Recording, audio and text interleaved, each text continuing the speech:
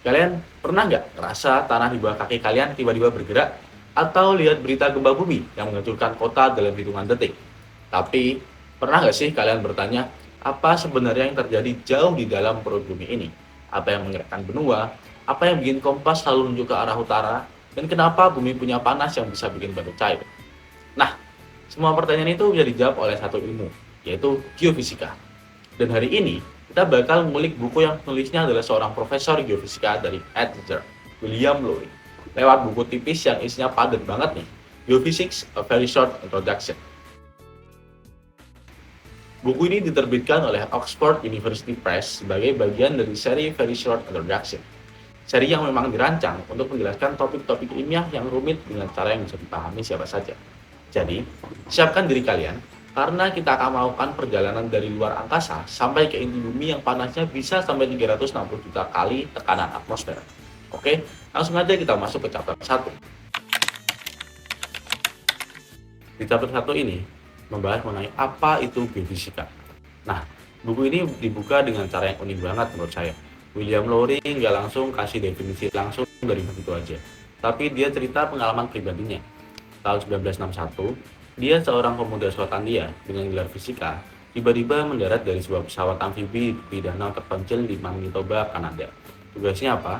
Mencari deposit nikel tersembunyi di bawah hutan menggunakan peralatan geofisika. Pengalaman itulah yang mengubah hidupnya dari seorang fisikawan menjadi seorang geofisikawan. Jadi, apa sebenarnya geofisika? Lowry mendefinisikannya sebagai ilmu yang menggunakan metode fisika untuk menyelidiki sifat-sifat bumi dan proses-proses yang menentukan evolusinya. Bedanya dengan eksperimen fisika biasa adalah geofisika itu tidak bisa mengontrol kondisi alam. Itulah kenapa sampai sekarang prediksi gempa bumi masih belum bisa dilakukan secara akurat, meskipun para seismolog sudah berjuang selama puluhan tahun. Di chapter ini juga dibahas tentang berapa luasnya rentang waktu proses-proses di bumi. Gempa bumi seperti contoh berlangsung dalam hitungan detik hingga menit. Kebalikan medan magnet bumi yang terjadi selama ribuan tahun, dan ada yang lebih lama lagi nih, seperti contoh pergerakan lempeng tektonik yang terjadi puluhan juta tahun. Lowry juga menekankan bahwa revolusi besar dalam geofisika terjadi di tahun 1960-an dengan lahirnya teori tektonik lempeng, yang mana kita udah pelajari pada semester sebelumnya juga, yang akhirnya menjelaskan mengapa benua-benua bergerak dan mengapa gempa bumi serta gunung berapi terkonsentrasi di zona-zona tertentu. Satu hal yang menarik lain yang menurut saya adalah GPS. GPS yang kita gunakan sehari-hari itu sebenarnya adalah produk sampingan dari geodesi ilmiah. Studi tentang bentuk dan gravitasi bumi. GPS ilmiah bisa mendeteksi pergerakan permukaan bumi sampai skala milimeter. Oke, sekarang kita naik ke level selanjutnya nih. Chapter 2 bakal bawa kita ke skala yang jauh lebih besar. Kita bicara soal bumi sebagai sebuah planet dalam sistem tata surya.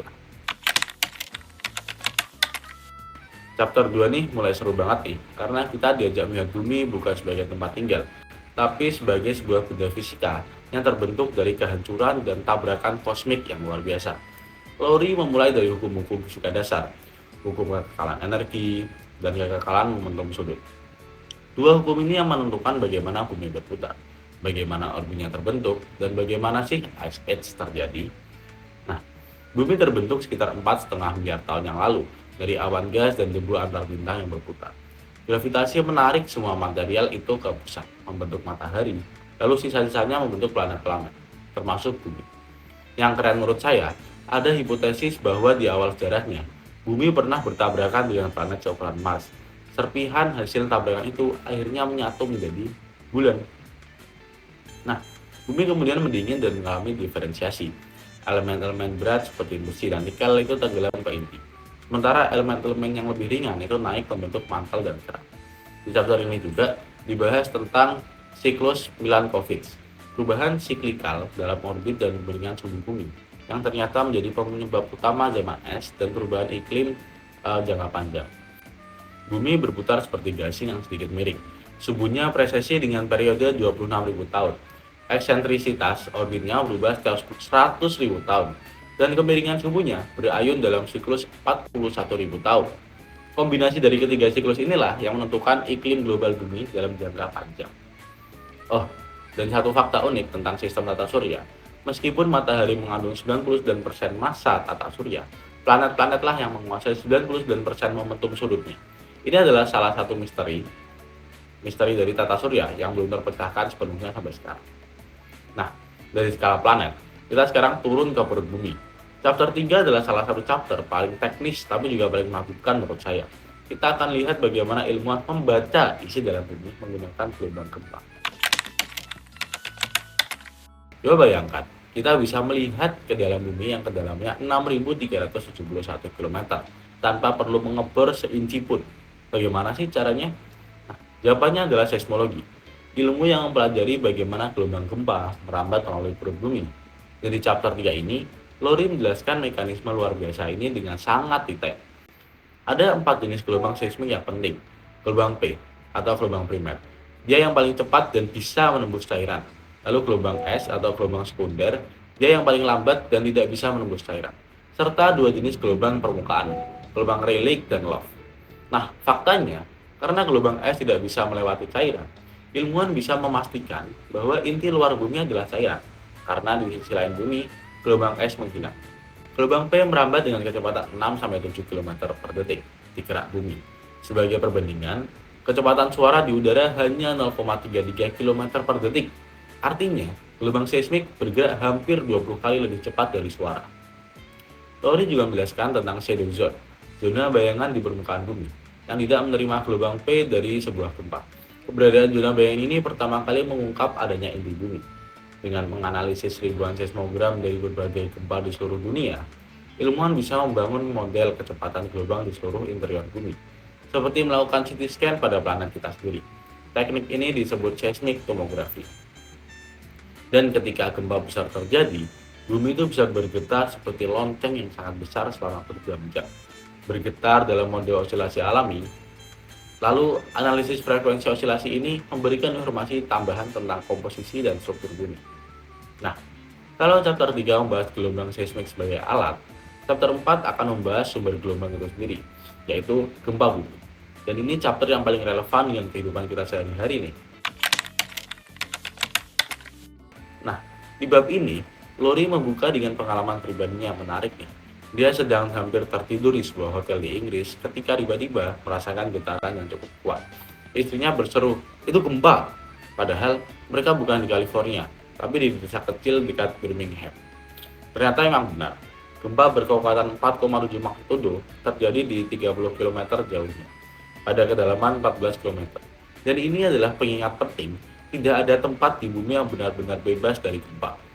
Lebih dari 90% gempa bumi itu memiliki asal-usul tektonik, terjadi pada patahan di mana blok-blok batuan keras bergerak relatif satu sama lain. Model elastic rebound yang diformulasikan setelah gempa San Francisco 1906 menjelaskan mekanisme ini dengan sangat elegan. Nah, analoginya seperti pegas. Gaya tektonik itu secara perlahan menekan batuan di sekitar patahan, seperti meregangkan pegas selama ratusan bahkan ribuan tahun. Ketika batas elastisitas batuan tercapai, batuan itu melenting dan melepaskan energi yang tersimpan secara tiba-tiba. Itulah gempa bumi. Di bab ini juga dibahas tentang skala magnitudo Richter, skala logaritmik yang artinya setiap kenaikan satu angka berarti energinya yang dilepaskan 31,6 lebih besar. Contohnya, gempa M6 melepaskan energi setara dengan 15.000 ton TNT, sama dengan bom atom Hiroshima. Tektonik lempeng adalah kunci memahami distribusi gempa bumi. Lebih dari 90% gempa terjadi di zona-zona sempit yang bertepatan dengan batas lempeng tektonik, seperti cincin api Pasifik, yang mengelilingi Samudra Pasifik termasuk wilayah Indonesia. Nah, Lori juga menjelaskan tentang focal mechanism, cara seismolog membaca sidik jari gempa bumi untuk menentukan jenis patahan. Ada normal fault, ada reverse fault, atau strike slip fault. Ini penting untuk memahami arah gaya tektonik yang bekerja di suatu wilayah. Dan tentu saja, ada pembahasan tentang tsunami, lubang raksasa yang bisa dipicu gempa bawah laut dengan mekanisme vertical displacement di dasar laut. Nah, kalau kita sudah bicara soal getaran, sekarang kita beralih ke sesuatu yang jauh lebih diam, tapi sama pentingnya nih, gravitasi. Chapter 5 akan mengubah cara pandang kalian tentang benda yang kita rasakan setiap hari. Tahukah kalian bahwa bumi itu sebenarnya bukan bola yang sempurna, dan gravitasi di kutub itu ternyata lebih kuat daripada di khatulistiwa, dan bahwa para ilmuwan itu bisa menggunakan gravitasi untuk mendeteksi cadangan minyak tersembunyi di bawah tanah. Chapter 5 itu membahas tentang gravitasi, tapi dari sudut geofisika. dan hasilnya luar biasa menarik nih menurut saya. Sekitar 2.500 tahun lalu, Pythagoras sudah menduga bumi itu bulat. Lalu di tahun 240 sebelum Masehi, Eratosthenes berhasil menghitung keliling bumi dengan mengukur sudut bayangan matahari di dua kota di Mesir. Hasilnya hampir tepat nih. Nah, Newton memprediksikan bahwa rotasi bumi akan menyebabkan bentuknya sedikit pipih di kutub. Dan benar aja, bumi itu berbentuk elips. Jadi radius di ekuatorial itu lebih besar dari radius di polar. Nah, perbedaan yang cukup kecil ini tuh punya konsekuensi yang cukup besar. Karena bentuk dan rotasi bumi, nilai gravitasi itu bervariasi dengan lintang. Di khatulistiwa, gravitasi sekitar 0,5% lebih lemah dibanding di kutub. Karena dua hal, gaya sentrifugal maksimum di ekuator dan jarak ke pusat bumi yang lebih jauh. Nah, gravimeter modern itu sangat sensitif. Dia bisa mendeteksi perbedaan gravitasi sampai skala nanogal atau sepersemiliar gal. Sebagai perbandingan nih, rata-rata gravitasi bumi adalah sekitar 9,8 meter per second kuadrat. Dan gravimeter bisa mendeteksi perubahan 1 triliun kali lebih kecil dari itu. Nah, konsep geoid adalah salah satu yang paling menarik di chapter ini. Geoid adalah permukaan ekuipotensial gravitasi yang bertepatan dengan permukaan laut rata-rata. Ini bukan bola, bukan elipsoid, tapi bentuk kompleks yang menunjukkan distribusi massa yang tidak merata di dalam bumi. Nah, selanjutnya ada anomali gravitasi. Anomali gravitasi ini merupakan perbedaan antara gravitasi terukur dan gravitasi teoritis.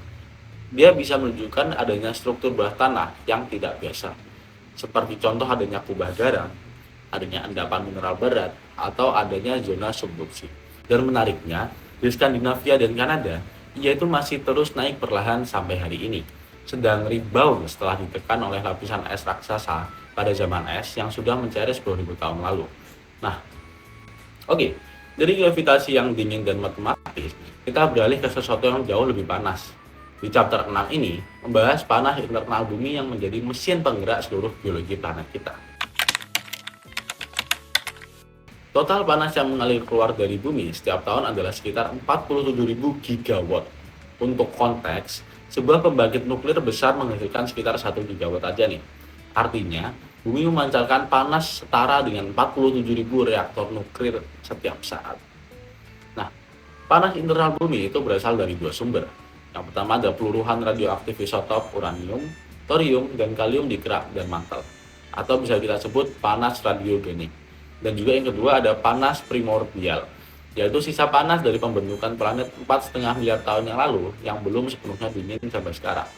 Nah, di chapter ini, Lori menjelaskan 3 mekanisme transfer panas. Yang pertama ada konduksi atau rambatan panas tanpa gerakan material, lalu ada konveksi yaitu gerakan material panas, dan yang terakhir ada adveksi atau transfer panas oleh gerakan fluida seperti lava. Nah, kita ambil contoh nih. Di kerak benua yang tua atau kraton, heat flow itu bisa serendah 20-40 miliwatt per meter kuadrat. Sementara di punggungan tengah samudra, di mana lempeng baru terbentuk, heat flow bisa melebihi 500 miliwatt per meter persegi. Nah, salah satu penemuan paling elegan dalam geofisika thermal itu adalah geofisika flow di dasar samudra, yang mana ia berbanding terbalik dengan akar kuadrat usia litosfernya. Jadi, semakin tua litosfer, semakin dingin dan lebih dalam. Ini memungkinkan ilmuwan menghitung usia lantai samudra hanya dari pengukuran zaman air. Lori juga membahas konveksi mantel, pergerakan batuan yang solid tapi bisa mengalir dalam skala waktu jutaan tahun, seperti aspal panas. Nah, konveksi inilah yang menggerakkan lempeng tektonik dan menciptakan hotspot seperti yang ada di Hawaii dan Islandia. Di bagian akhir, ada pembahasan tentang distribusi suhu di dalam bumi. Dari 0 derajat Celcius di permukaan sampai sekitar 5.000 sampai 6.000 derajat Celcius di inti bagian dalam. Hampir sama panasnya dengan permukaan matahari. Oke, sudah dari panas, kita beralih ke sesuatu yang tidak bisa kita lihat tapi bisa kita rasakan efeknya setiap hari. Medan magnet bumi. Kita semua punya kompas, tapi pernahkah kalian bertanya, mengapa jarum kompas selalu menunjuk ke arah utara? Dan apakah benar bahwa medan magnet bumi itu pernah berbalik arah dan akan berbalik lagi suatu hari nanti? Nah, medan magnet bumi dihasilkan oleh proses dinamo di inti luar yang cair. Gerakan konvektif besi cair yang mengandung listrik di dalam inti menghasilkan arus listrik yang kemudian menghasilkan medan magnet. Proses ini bersifat self-sustaining, yang mana dinamo yang menggerakkan dirinya sendiri. William Gilbert di tahun 1600 sudah menunjukkan bahwa bumi sendiri adalah magnet raksasa. Dipol magnetnya saat ini miring sekitar 10 derajat dari sumber rotasi bumi. Itulah kenapa kompas tidak persis menuju ke kutub geografis. Medan magnet bumi sangat penting untuk kehidupan. Ia berfungsi sebagai perisai yang membelokkan angin matahari, suatu aliran partikel bermuatan dari matahari yang sangat berbahaya. Tanpa magnetosfer, tanpa magnetosfer, atmosfer bumi perlahan-lahan akan tersapu ke luar angkasa, seperti yang terjadi pada Mars. Salah satu penemuan paling mengagumkan dalam paleomagnetisme, batuan lava yang mengeras menyimpan rekaman arah medan magnet bumi pada saat batuan itu terbentuk. Dengan membaca rekaman ini dari lantai samudera, ilmuwan bisa membuktikan bahwa sea floor spreading benar terjadi dan mengkonfirmasi teori tektonik lempeng. Lalu di Samudra Atlantik Selatan terdapat anomali magnet yang berbahaya, kawasan di mana medan magnet bumi itu sangat lemah. Di sini radiasi dari luar angkasa itu bisa lebih mudah menembus, mengancam satelit komunikasi dan bahkan menumpang pesawat di ketinggian tertentu. Dan tentang kebalikan kutub magnet, catatan geologis menunjukkan bahwa kutub magnet bumi sudah berbalik arah ratusan kali dalam sejarahnya. Kebalikan terakhir terjadi sekitar 780.000 tahun lalu. Ilmuwan belum bisa memprediksi kapan kebalikan bentuknya akan terjadi, tapi banyak data menunjukkan medan magnet bumi sedang melemah. Di akhir chapter ini, Lori membahas misi satelit SWARM yang diluncurkan ESA tahun 2013. 3 satelit yang terbang dalam formasi untuk memetakan medan magnet bumi dengan presisi yang belum pernah ada sebelumnya. Nah, kita sudah berkeliling dari asal-usul planet sampai ke medan magnet yang tak kasat mata. Sekarang tiba waktunya untuk chapter 8, yang penulis sebut sebagai Afterthought, sebuah refleksi mendalam tentang masa depan geofisika. Chapter terakhir ini berbeda dari chapter-chapter sebelumnya. Ini bukan penjelasan teknis, melainkan refleksi seorang ilmuwan senior tentang bagaimana ilmu pengetahuan berkembang, menghadapi resistensi, dan akhirnya mengubah cara manusia memahami planet tempat tinggalnya. Lori menggarisbawahi sebuah pola yang terus berulang dalam sejarah sains. Teori revolusioner seringkali ditolak pada awalnya. Seperti contoh, teori Kopernikus tentang heliocentris membutuhkan lebih dari 1.500 tahun untuk mengalahkan model Ptolemy.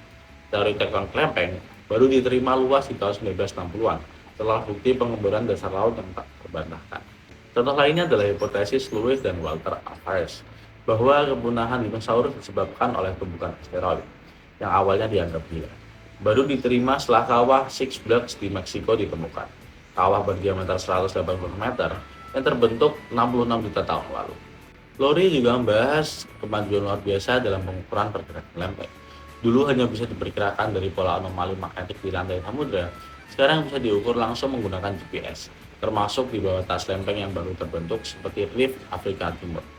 Jarak antara stasiun VLBA di Amerika Utara dan Eropa selalu bertambah sekitar 17 mm setiap tahunnya, kira-kira setengah kecepatan tubuhnya kuku jari, dan ini bisa diukur dari luar angkasa dengan sangat akurat. Bab ini ditutup dengan pesan yang sangat kuat. Bumi adalah laboratorium alam yang luar biasa. Geofisika tidak hanya penting untuk pemahaman ilmiah, tapi juga kritis untuk menentukan sumber daya yang dibutuhkan peradaban modern, mineral, bahan bakar, dan masih banyak lagi, serta melindungi masyarakat dari bencana alam. The process at work in the earth are complex and their causes are well hidden, but this provides its discipline of geophysics, with interesting challenge to engage present and future generation of scientists. William Lowry. Dan dengan kata-kata bijak itu, kita pun sampai di penghujung perjalanan kita menyusuri buku ini. Saatnya ke bagian yang paling kalian tunggu-tungguin, review dan penilaian pribadi saya. Kita sudah menyelesaikan perjalanan dari Big Bang sampai ke dinamo magnetik di inti bumi. Sekarang saatnya saya kasih kalian penilaian jujur tentang buku ini. Dari saya, rating buku ini 4,2 dari 5. Buku ini luar biasa sebagai pengantar, padat, informatif, dan ditulis oleh seorang yang benar-benar hidup dan bernapas dalam dunia geofisika. William Lowry berhasil menjelaskan topik-topik yang sebenarnya sangat matematis dan teknis dengan cara yang bisa diikuti oleh pembaca umum. Plusnya dari saya suka banget bagaimana setiap chapter itu memberi gambaran besar sebelum masuk ke detail teknis. Dan cerita-cerita personal Lowry di awal tiap chapter itu bikin buku ini terasa makin hidup. Minusnya, terkadang terutama di chapter 3 tentang seismologi dan chapter 5 tentang gravitasi, pembahasan yang dibahas itu cukup teknis dan juga bisa cukup padat dan butuh konsentrasi yang lebih. Bukan buku yang bisa dibaca sambil santai-santai.